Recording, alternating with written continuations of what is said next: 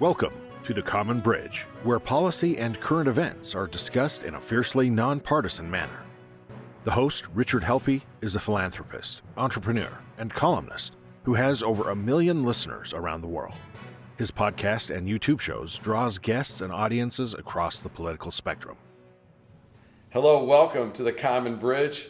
I'm your host, Rich Helppie, with our guest today, Mr. Craig Common of The Common Grill.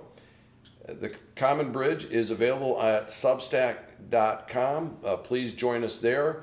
You'll get full video, access to our podcasts, which are still free, by the way, transcripts, and most importantly, an opportunity to participate in our fiercely nonpartisan, policy-oriented discussion.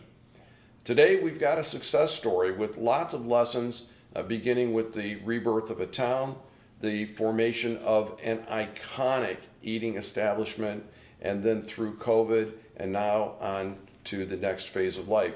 So please welcome to the Common Bridge, Mr. Craig Common. Craig, glad you're here with us. I'm glad I am too, Rich. Thank you. You're looking very well. How's retirement treating you so far? Interesting.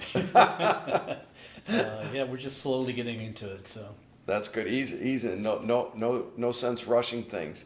Craig, of course, you're very well known for your success in the restaurant field, but I know there's a background, so maybe tell our audience a little bit about yourself. Where'd you grow up, and what were some of your early experiences like? Sure.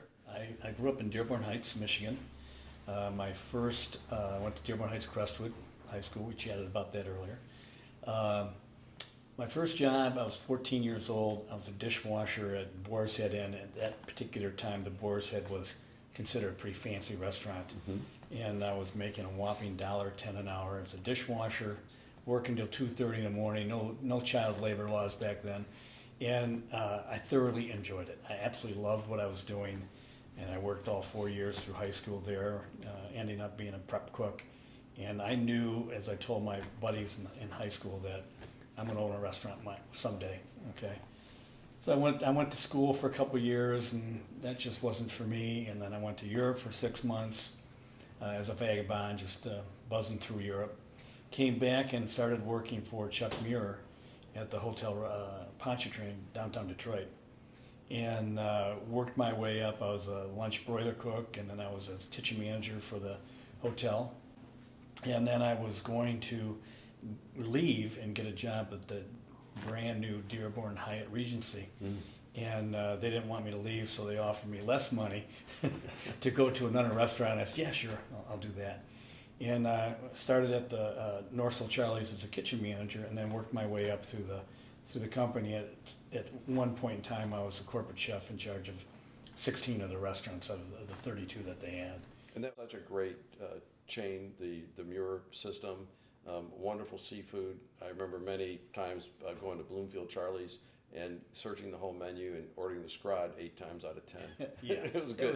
It was a tremendous experience for me. I opened up 16 of the restaurants from the ground up through menu planning, through everything, and that really helped me understand what it would take to run a restaurant on your own or whatever. And as I progressed through that company, I knew that at some point in time that was going to happen. It was just a matter of when. You know, you get used to getting that paycheck, and you got a good company that you don't have to worry about if they had issues or whatever. But towards the end, the last couple of years, that's when I started looking around for a property to kind of see if I could do my own thing. And when you're doing that kind of a job, you mentioned menu planning. Like, who gets to experiment with what's going to get on the menu, and how do you know whether to keep something on the menu or take it off the menu? And it's got to be an art to that, and some science as well, maybe? There's art, science, and gut, and listening to guests and things like that. Back in the Muir days, it was corporate chef, Chef Larry, who ran the show, and then he passed away suddenly, and it was myself and Chuck Rockwitz, who has Rockies out in Northville. Mm-hmm. We split up the properties, and Chuck was, leery on whether 2 young kids could really handle the job, and so we did a lot of recipe development for him and his upper echelon, and he knew that we had he had a couple guys that could do the job. You had the chops then. Yeah, we had the chops to do it. To do that. And so then, as you got this phenomenal experience with the your chain, and you always had this childhood ambition, said you're going to own your own restaurant. Was your first restaurant the Common Grill? My only restaurant. Only one. Yeah. Okay, so I didn't know if you had made stops. So here you are. You're getting a good paycheck. You've got a highly responsible job for a very well-known group. You could have done really well there for a long time, and you decided, I think I'm going to just leave that behind. No guaranteed paycheck, and I'm going to open my own restaurant. Where did you think about opening your restaurant? Yeah, that's a comfort zone, when you Yeah, get your paycheck every week, every 2 weeks. I started looking in Brighton at the time, and this was in probably 1990. And I was negotiating on a restaurant that had sat empty for a couple years, and nothing was happening. And then I started looking at another place, a little ballet studio in downtown Brighton. Not to do ballet, but to cook, right? To cook. Okay, all right, just want to clarify and that wasn't working. Then I got a call out of the blue from Bob Daniels, who owned the lumber yard, who was deeply involved in Chelsea, and he asked me to come out and take a look. Well, I'd never been there before, so I had to get directions to downtown Chelsea, Michigan. Chelsea. And so I met with Bob, and he showed me the town, introduced me to some people, and we looked at the building, and I fell in love with the building right from the get-go. He had my designer, who I knew was going to design the restaurant no matter where it was going to be, come out. And obviously, he fell in love with the restaurant. And then I had a financial backer that was more interested in Brighton. And so when I told him I found a building in Chelsea, he said, nah, that's not going to happen. Oh, my. So I called Bob and said, Bob, he's out, and he goes, give me the weekend. I'm going to see what I can do.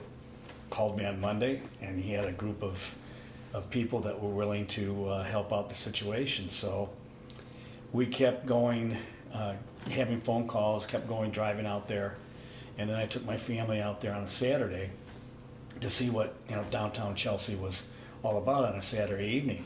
And so we went to a restaurant across the street, which was not Cleary's at the time, something else, and he had dinner. It was very nice, and we walked out at about 7:30, and there was nobody in the streets. So the car was pretty silent on the way back, but as Bob continued to promote Chelsea and introduced me to Jeff that he was going to have the theater open and all that kind of stuff, I made a decision in Thanksgiving weekend of 1990 to go for it. So, putting this together, Bob Daniels, the father of Jeff Daniels, who was, of course, a famous actor and the founder of the Purple Rose Theater. The Purple Rose Theater didn't exist at that time. Right. And how did Bob Daniels know that you were thinking about a restaurant in Brighton enough to call you and say, look, come look at Chelsea? Well, he was in charge of a group to find. They knew Jeff was going to open a theater. They needed something downtown that could be something that the theater goers could probably go to. And so, I'm not going to be naive enough to think that I was the first choice because they didn't know me.